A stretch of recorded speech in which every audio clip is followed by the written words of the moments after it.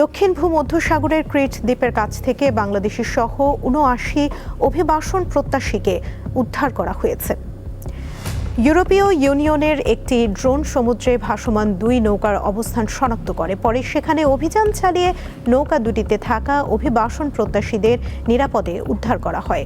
উদ্ধার হওয়া ব্যক্তিদের মধ্যে অন্তত ২ নারী ও ২ শিশু রয়েছে। তাদের মধ্যে বাংলাদেশি নাগরিকের পাশাপাশি যুদ্ধবিধ্বস্ত সুদানের নাগরিকও রয়েছে। সাম্প্রতিক সময়ে ক্রিট ও কাছের গাভাদোস দ্বীপ গ্রিসে প্রবেশের অন্যতম গুরুত্বপূর্ণ অভিবাসন রুটে পরিণত হয়েছে। যুক্তরাষ্ট্রের নতুন শুল্কারোপের জবাবে পাল্টা ব্যবস্থা নিয়েছে কানাডা। ৭০০টির বেশি পণ্যে শতকরা সর্বোচ্চ ৫০% পর্যন্ত শুল্ক বসানোর ঘোষণা দিয়েছে দেশটি।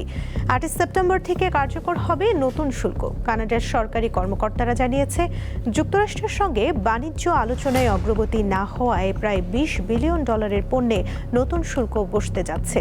ইস্পাত, অ্যালুমিনিয়াম থেকে শুরু করে কৃষি যন্ত্রপাতি, প্লাস্টিক ও ইলেকট্রনিক্স খাতে এই শুল্কারোপ হবে। পণ্যের ধরন অনুযায়ী শুল্কের হার হবে শতকরা ১৫% থেকে সর্বোচ্চ ৫০%। অন্যদিকে বাণিজ্য যুদ্ধের ধাক্কা সামলাতে ছোট ও মাঝারি ব্যবসার জন্য $৭৫০ কোটি সহায়তা তহবিল ঘোষণা করেছে অটোয়া। গত শনিবার কানাডার বিভিন্ন পণ্যে শতকরা ৫০% শুল্ক আরোপের ঘোষণা দেন ডোনাল্ড ট্রাম্প। পাকিস্তানের রাজধানী ইসলামাবাদের একটি হাসপাতালের শিশু ওয়ার্ডে ভয়াবহ অগ্নিকাণ্ডে অন্তত ১৫ নবজাতকের মৃত্যু হয়েছে। স্থানীয় সময় বুধবার Pakistan institute of medical sciences হাসপাতালের স্ত্রী রোগ ও প্রসূতি বিভাগের ওয়ার্ডে এই ঘটনা ঘটে। হাসপাতালটির কর্মকর্তারা জানান, ওই ওয়ার্ডে ১৬টি নবজাতক ছিল। মাত্র একটি শিশুকে উদ্ধার করা সম্ভব হয়েছে।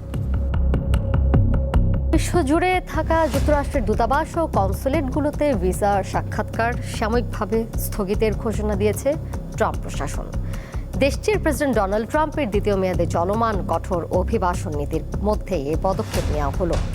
বিষয়টি নিশ্চিত করে যুক্তরাষ্ট্রের পররাষ্ট্র দপ্তর জানিয়েছে, বিশ্বের সব মার্কিন দূতাবাস ও কনসুলেটে একটি প্রশিক্ষণ কর্মসূচি শুরু হয়েছে, যার কারণে ভিসা সংক্রান্ত সাক্ষাৎকারের সময়সূচিতে পরিবর্তন আনা হচ্ছে।